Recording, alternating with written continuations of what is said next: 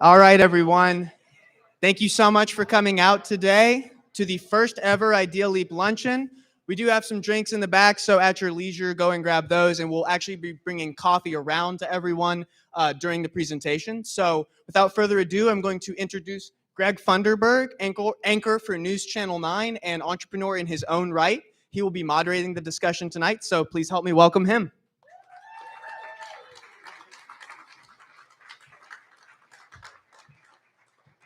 Good morning, or good afternoon.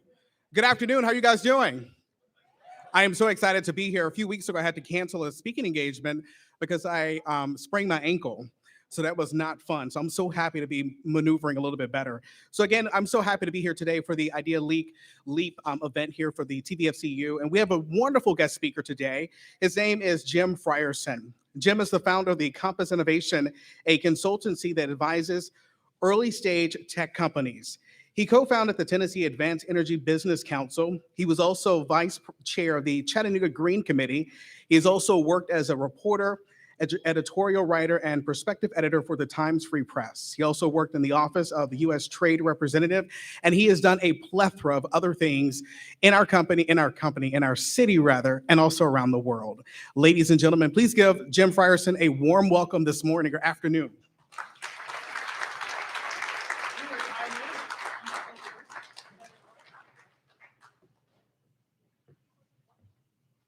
Thank you, Greg. He was right. It's high noon when he got up, so you can choose between morning or afternoon. Several of you last night, I think, were at Will This Float, and it's amazing to realize that Startup Week, which at its best, at a high point pre-COVID, was what, 60, 80 events that were going on in the course of a week. It was a huge number, more than any one of us could do, but great for the community. And COVID really has put a dent in that. And in fact, the only two events that are happening this year are this one and Will This Float from last night. So congratulations to the whole Tennessee Valley Federal Credit Union team for continuing that momentum. Yes, you went virtual last year, 1 year rather, but you have kept this momentum, and now you are 5. So think about what a 5-year-old offers in the way of promise. To the family, to friends, to community. You start to see the personality of a child at 5, and I think this competition now has a following. It has a reputation for attracting a lot of talent, over 100 entries this year, now down to 5 finalists. You have also put serious dollars on the table. And I think that's what separates you from just about all the other competitions. Perhaps Mike Bradshaw with CoLab in earlier years, we got up to some significant dollars. But this is really meaningful. And if you think about credit unions, they're not normally put together with angel capital and venture capital and people willing to put dollars at risk behind things that they believe have promise. In this case, not quite startups, but maybe emerging companies. That is a wonderful thing. My history colleague and great friend Linda Moss Mines was originally going to do this last week. She asked me to fill in for her because she was double booked. But Linda has been a great partner for me. We co-chaired the bicentennial of Hamilton County, and I love doing a deep dive on any topic I get interested in. And the history of this place is well worth a deep dive. What Linda and I could do, even talking about the economic history of Chattanooga, is a deep dive that could be a semester course. This community is rich with examples of people, even pre-Civil War, certainly post-Civil War, and it goes from there. She was going to begin today in that period right after the Civil War. And I said, well, my fear is that there's so much to tell, I'd barely get you up to the Depression, and then I'd have to leave you there. And that's not where I wanted to leave you. I wanted to focus on recent history. And maybe it's because I've also lived through this last 20 years. But somewhere in the 1990s, this community really developed enough self-confidence that it could do objectively at a level of quality what we are celebrating here today, what you sponsors, partners of the TVFCU, judges, and those who are competing, what you have pulled together is a great example that you can find that talent, in this case, over 16 counties, which is a very big footprint. And I started looking at that model, and I had a great conversation with Tommy Nix, who, by the way, I've known since he was on the staff of the Small Business Development Center. I was on that advisory board, and we created another award then called Rising Star. And at least one company in this mix currently has received that award very recently. It's a very similar award, but it doesn't have the dollars. And the dollars speak to your intent. That's a serious commitment. And I know that it's more than dollars. I know from working with Brianna Garza, who won this award most recently, that there is mentoring. There are things that follow on. It's not just that check with no particular conditions attached to it. It's not a loan. Tommy Nix helped start the loan part of this program 2 years earlier in 2016. But when they got to the grant, it was a very different thing they were doing for America. I just wonder if this is as unique as my intuition tells me it is.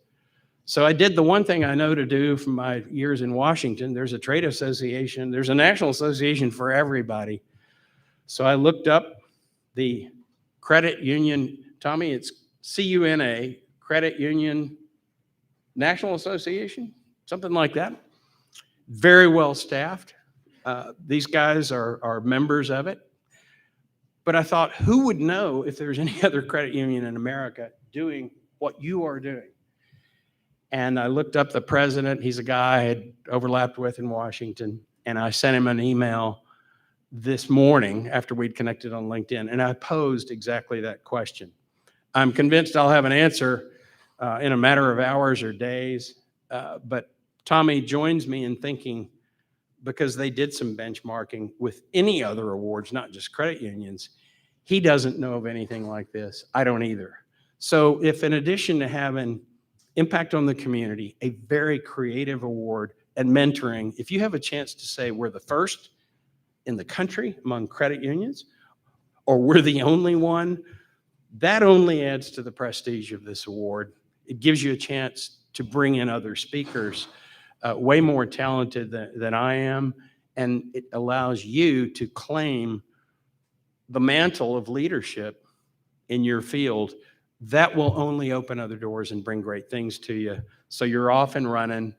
Congratulations to this year's finalists. Congratulations to previous year's winners. And thank you for your service.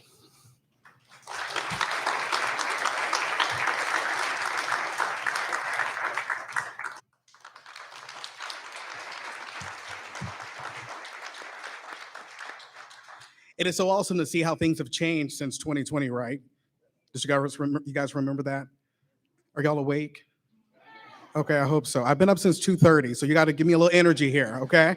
So we're going to bring up our panelists. We have a wonderful group of panelists coming to the stage. First off, let's give a hand for Melanie Krautstrunk. She is the owner of Hutton and Smith Brewing. They are a past Idea Leap winner. Give her a hand as she comes.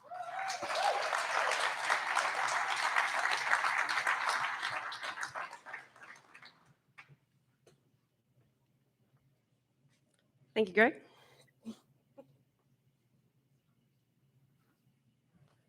And next up, we have Michael Rice of Mad Priest Coffee. They are also a past Idea Leap winner as well. And then we also have Aaron Hoff of Hoff and Pepper.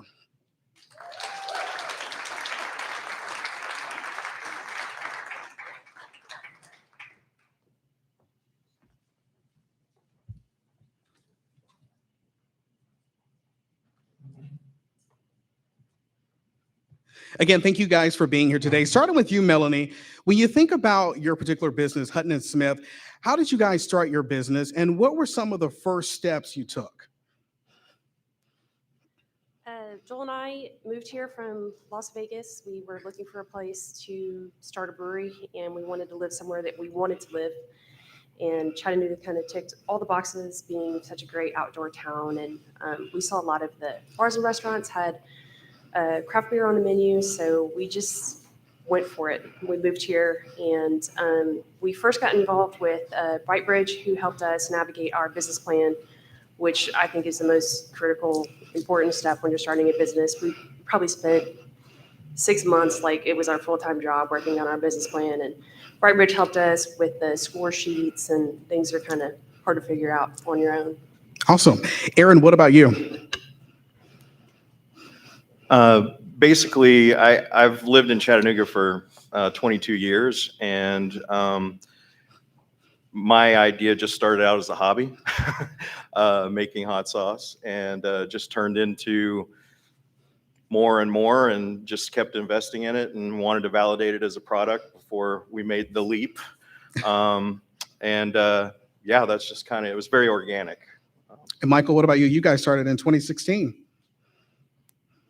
Yeah. For us, it was kind of, we abruptly came back to the States. We were living abroad in India, and I was in the coffee industry there. We'd actually tried to start a roastery in North India, and I had a little tiny roaster. And so when we came back to the States after working in a cafe here for about a year, I just didn't see a lot of upward mobility for me in the industry. So it was more of a creating my own opportunity, and just kept kind of like Aaron, organically growing from there. And here we are. Sounds good. You know, when you think about starting a business, Melanie, a lot of people take a leap of faith in doing this. So when you think back to when you and your husband started this, how did you raise the money to get your business started? Joel and I spent a year and a half driving back and forth to Texas, working in the oil field to come up with our capital. And then we originally were approved for a HUD loan through Brightbridge, but we found that the SBA loan ended up being a better opportunity for us, and we were approved for the SBA loan. So that's how we came up with our portion of cash, and SBA got us the rest. And Aaron, when you think about to your beginnings of your business, how did it all start when it comes to getting the money? Well, my background is in tech, and on the design side, I was a product designer for a large tech company here in town. And so when we would build software and different products, we worked with a lot of startups, and it was always about, just validate the product, iterate, make small iterations, and don't throw a bunch of money at it. Just make sure that you have really validated this product before you start doing it. And so I kind of wanted to follow the advice that I was giving my clients. And so basically, I funded it myself. I kept my day job, and we would work, my wife and I would work nights and weekends, and we just kind of grew it from there. So I didn't end up joining the company full time until 5 years after. And we had a staff of 11 people at that time, but I just wanted to keep the costs down as much as possible. And when you think about the beginning, when you were working a lot of hours, how many hours were you pulling a week in the beginning? Yeah, in the beginning, I mean, it was probably anywhere from 60 to 80 hours, Wow. Including my day job. Including your day job. Yeah. So. And Michael, when you think about your beginning, where did you guys get the funding for the start here in America? Yeah, there's this really great loan program. It's out of Regions, I think. That's a joke, guys. Come on. Actually, before we did our Idea Leap loan, I think we were the second recipient. Thanks for laughing, entertaining. I've been planning that one all morning. But before we were the second recipient, I think, for the Idea Leap loan program. We actually ran a Kickstarter, and pretty much the entire thing hinged on that. So I had a friend throw me a couple K, and we bought like 2 bags of beans and stickers and bags and stuff. And then we ran a Kickstarter, and that thankfully succeeded at 36,000. And that pretty much we probably wouldn't be here if that didn't succeed. And that was like 60% of the givers were local. And after starting the Broad Street shop, we were like, oh, we need more money to actually operate. And so then we approached Tennessee Valley and got the Idea Leap loan through them there. And they've been all along the way. So Melanie, when you think about your marketing strategy, What has it been like for you guys since the beginning, and how has it evolved using social media? Joel and I started. I'm a geologist and Joel's a climber, so we kind of hit a lot of notes here with Chattanooga being such a great outdoor town. So we played heavy onto the geology. So James Hutton and William Smith were the first geologists. So that's our tagline: is nice beer by people who give a shit. And I went from being a geologist to learning about social media instantly. And I still run most of our marketing. We farmed out a lot, but we have such a great staff, and it's just easy. I mean, it's easy to dote on these guys because they work so hard and they're good at what they do. Sounds good. Aaron, what about you? How did you market your business? In the early days, we were trying to really avoid the traditional consumer packaged good thing of spending a lot of money going to shows and food shows and doing road shows and all that. So we really were doing a lot more online guerrilla marketing. We had an email process that we came up with that worked really well. We were doing pretty well on social media, but actually social media we've kind of shifted away more from now. The ROI on it hasn't been nearly as good as spending more focus on, for us anyway, on Amazon and some other things. So we're pretty light touch with social media now. But yeah, I would say not to put all your eggs in that basket. So Michael, what about you? How did you guys get started with marketing?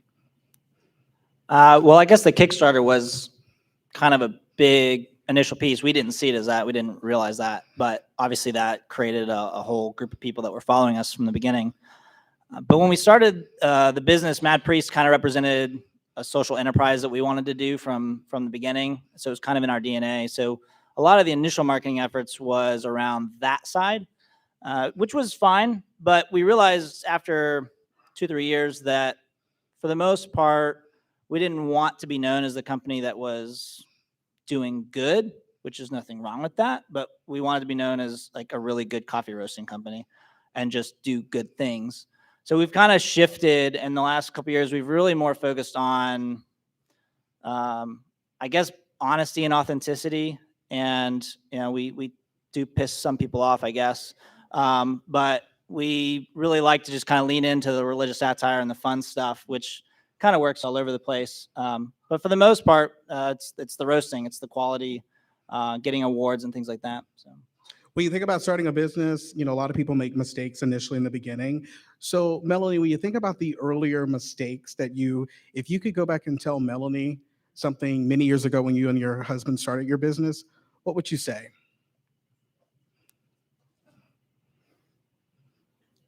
I don't know.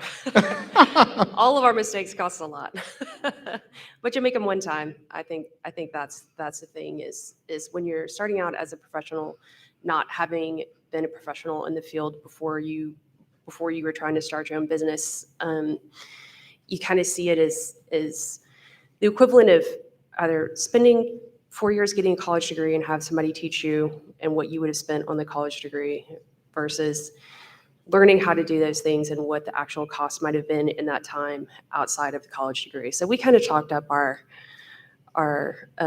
mistakes, and what those mistakes cost us is our sort of investment in our education and becoming professional brewers. And Aaron, what about you? Well, we've definitely made mistakes, but I've owned a couple of companies before this, and I learned exactly how not to run a company with those previous ones.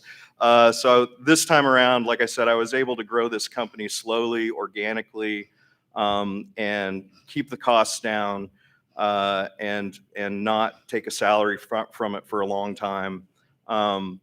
And I think that's one of the most valuable things, is just keeping your costs down, especially if you don't want to get investors involved.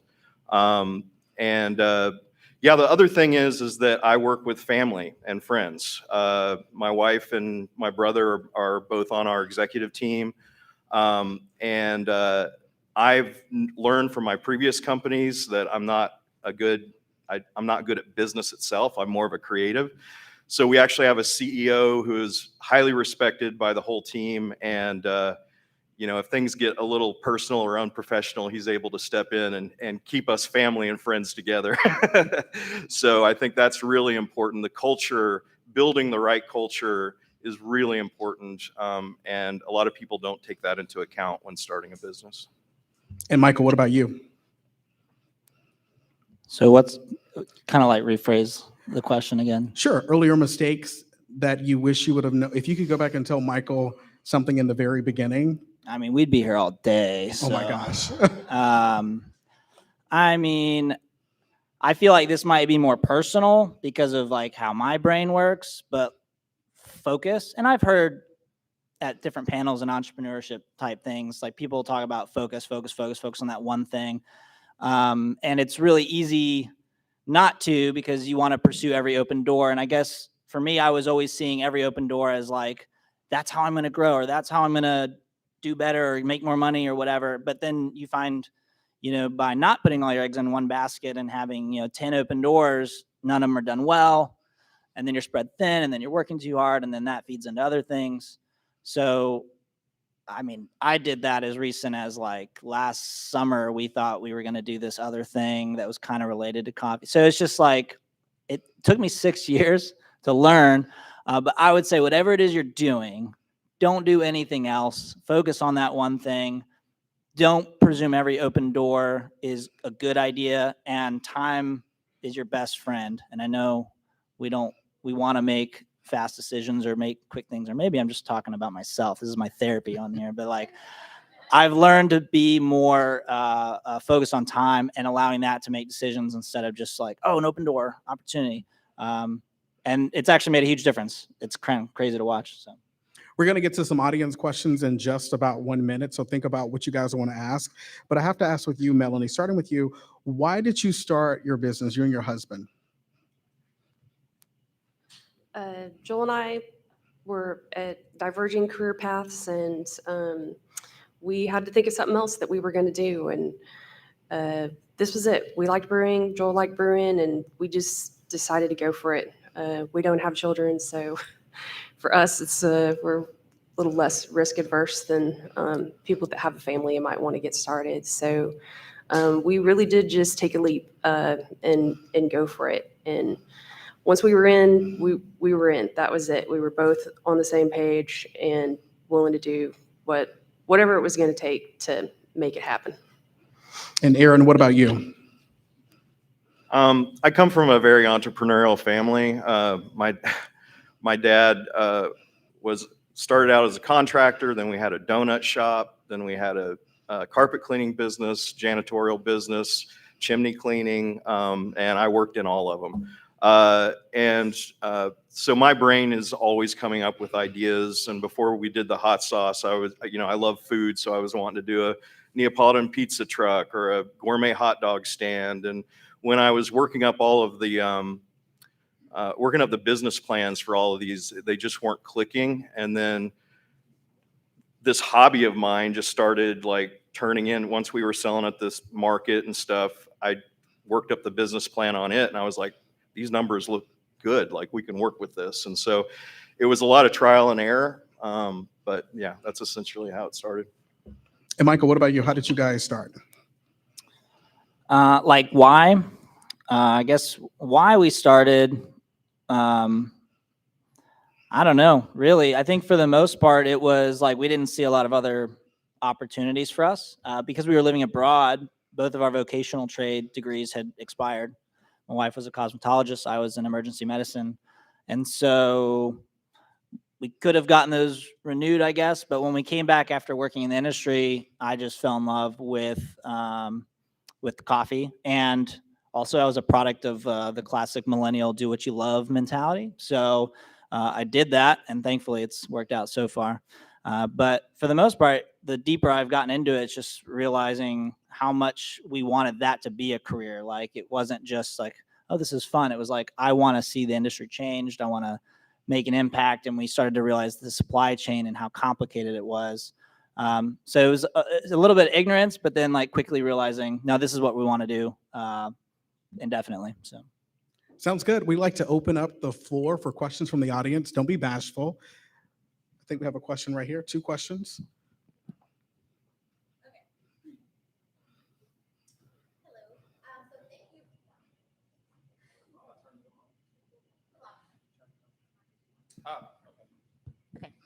So thank you guys for sharing your experiences. I mean, it's great listening to other perspectives and what you guys have gone through. My biggest question, I guess, at this point would be, I'm curious, I think all of you have mentioned working with your significant other. So I would like to hear how you guys navigate your day to day, all the benefits and challenges of working with that other person. And how do you keep that separated, that business with personal life? You don't. I'll just say again, for me, like having a very talented CEO that can help. Like my wife is head of operations, I'm head of product, my brother is head of sales. So we all have our own departments that we manage and everything. And we do work together, but we purposefully want everyone to own their own domain, do what they're responsible for, and I have to stay in my lane, which I'm not too good at doing sometimes. So I'm usually the biggest problem. But yeah, it's a challenge, and you are always talking about work. But like Melanie, we don't have kids either, so this company is kind of our child. So yeah. Next question. I'm sorry, you want to say something, Melanie? I'll defer also to what Aaron said is, well, I think we do work well together, but the main thing is that when you first get started, you're trying to both do everything, and that typically doesn't work. And so I think it's good to just find the things that you like to do and that you're good at, and try and stay in that lane and trust the other person that they're doing that thing. And then the things that you're both not good at, then you farm that out. And therapy. That's a good one.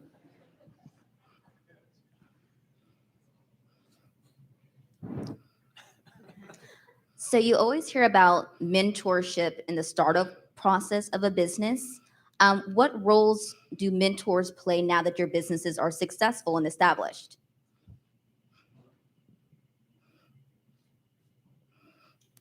I've met with SBDC, my counselor there, since I guess year one, and I still do. So we've never really gotten to the point where like, oh, we don't need this anymore. If anything, I actually feel like we need it more now. And so taking advantage of those resources, I think, is really important. But I kind of start splitting them up. So like that particular person is more like helpful on the visionary side. So when I meet with them, it's like high level. What are you thinking? What's the next year like? Really just a sounding board. So I guess also kind of like therapy, but it's free. So I suggest the SBDC on that. And then we also got, I guess a year ago, maybe we started working with a financial advisor, not a financial advisor, I guess kind of CFO consultant. And so Chat365, got to shout it out. But Greg has really helped me like on the financial side, because I don't have any sort of financial background. So like, yeah, I can read a P&L, but like understanding cash flow and all that kind of stuff, I think is like really, really important. And then to have those mentors divided up too, because there's a lot of different areas. So in my opinion, kind of finding a couple different ones who, even though you don't meet every month necessarily, they kind of help you really focus on that one area. And I think you can attack it better. So. I've had some good experiences with the local mentorship programs. Sometimes it's not what you think is going to happen. Really, like the mentorship that you need is not the focus of your business. So if the mentorship that we received was not in brewing experience or how to brew, but more the things that we didn't know how to do, like hire an accountant and make decisions about how much inventory to keep in stock and the things that you're not versed in. Because you're going from a world where you were a geologist and now you're a brewer, you learn all about brewing, and to learn all about accounting is just not practical also. So having somebody just point you in the right direction as to how to find that person to help your business grow was very, very helpful. Also, and this isn't just a plug, but having a good lender that knows your business and knows what would be a good decision for you and can help you make the decisions on how to grow is important also. I'll just tack onto this a little bit. We've had some awesome mentors, and we still do. And we've developed some great friendships and learned a lot from it. The one thing, though, is that, mentors are busy people too, and so they don't always have the time to devote for what you need. So when you get to a certain space, when you get a little more successful, it is very valuable to pay for consultancies to work with and everything, and just plan on that and don't expect the world from the mentor.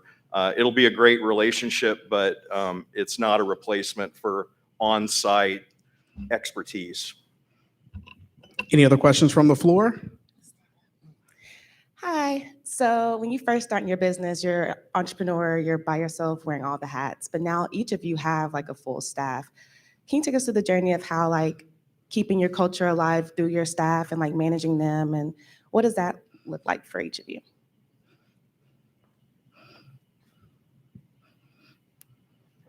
I didn't do a good job for a long time. So I can't actually speak from a successful standpoint, though maybe now I could argue that I have a great, amazing team who are all have been around for a good bit. So I think, but I'll speak to that failure in that I didn't allow for myself to step back in the areas I needed to step back. Then that's a domino effect of working 90 hours, home life failing in all the other things for the business, but then even more detrimental to culture by essentially not being the leader that I needed to be or managing people properly. And so for us, it's been a huge learning curve to come out of that. And a lot of that, I think, was me realizing the things I can't do or shouldn't do. And so my biggest encouragement for anyone who's going to grow and have staff, it's know your role and know your gifts, know their gifts. So now we have a very rigid program where anyone who comes on our team, we have everyone take the Enneagram, for example, so we know how to communicate. We actually have something called the Colby program that we work with. So if we're going to hire for a position, it's a very rigorous program where like the overseer of that role will take a test, and then they take a test for the role, and then the candidate takes the test. And so it basically measures and grades them based off of, as a fit for that role with that supervisor, and that's called the Colby. And these tools are worth their weight in gold, because think about hiring the wrong person and realizing it 6 months later or 3 months later. And then if you have any sort of compassion, you don't want to let them go. You probably should, though, because what's most important is your business surviving. So there's definitely a lot of structures out there, and I highly recommend those, and I'm more than happy to share those with anyone after the fact. But definitely like realizing what your gifts are and not trying to overdo it in areas that aren't your gifts. Managing your human resources is another skill, just like accounting or brewing or anything. It's definitely a skill. And we made some mistakes starting out, and I think the most important thing is to get feedback from your employees and understand that they are really your most important resource. I mean, now we spend a lot on the health and happiness of our employees is important to us, because when they like working there, then everything is better. If they're unhappy, then everybody's unhappy. And early on, when the production brewery started, I felt like Joel and I were frustrated. It seemed like the staff was frustrated. So we just took a whole day and we said, listen, we're not doing any work today. I want you to write down what's working, what's not working, and what you think is going to fix it. And we thought they would just take a few hours. And so we kind of drove by. I mean, they were there the whole day. They took the whole 8 hours. So it was kind of hard to hear. And you know, I always said, well, just come to us, but it's not easy to come to your boss and tell them that you don't like the way things going. So having an outlet for them to kind of complain anonymously is better. And now we have an in-person performance review with every employee every 6 months. So we sit down, we talk to them, and then if they have a complaint outside of that, then there's an avenue for them to bring in suggestions or to say like, hey, this is making me frustrated, and then we address it. So I think since then, things have been going a lot more smoothly. For me, it was, so from my background, I was used to hiring, software engineers, hardware engineers, UI, UX people. And now we're into like manufacturing, which is a completely different group of people. And you might think that it's a lot different, but most of the great culture that we had in tech, we've been able to apply in manufacturing, and we offer perks and transparency. We preach continuous improvement and push our team to come up with ideas, empower them to become leaders. There's straight career paths. Like, we don't just say we're bringing you on and you just work forever. We bring them on and we tell them exactly how much they're going to make at each level and what they need to do to achieve it. We have quarterly sit downs with them where we go over where they can like get better and when they're doing a great job. Yeah, just like, I think a lot of manufacturing companies kind of discount lower wage employees from others, and I think that's a huge mistake. We've had a lot of success. We have an incredibly loyal team. Yeah, I think the culture and empowering your employees is very important. Thank you so much to our panelists. We have time for maybe one more question. Question. Okay, there we go. What do you love most about your business?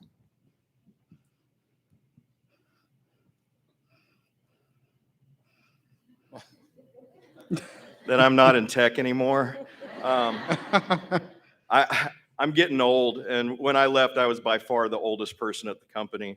But I spent 25 years of uploading products to the cloud and having something that's tangible that you can hold in your hand, and it's on the table, dinner table of thousands of homes around the country. It's really rewarding to think about that, and it's way more fulfilling than what I had before.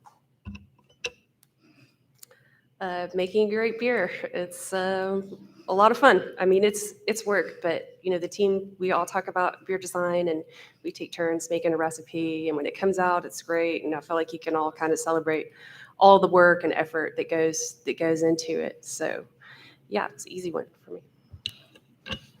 I started a roasting company because I thought I liked roasting, and then I realized I hate roasting. But for me, it's definitely the sourcing and the origin side. I'm at a point now where I'm probably traveling 3 to 4 times a year to visit importers, farms, or whatever. May, for example, I was in the jury of Cup of Excellence. I think being on the ground there, because of all the hands that touch throughout the supply chain, but having that kind of like direct relationship essentially, but then having the ability to see the transparency and then present that to our consumers as well is what I love. Yeah. Ladies and gentlemen, give it up for Michael as well as Melanie and Aaron. Thank you guys so much.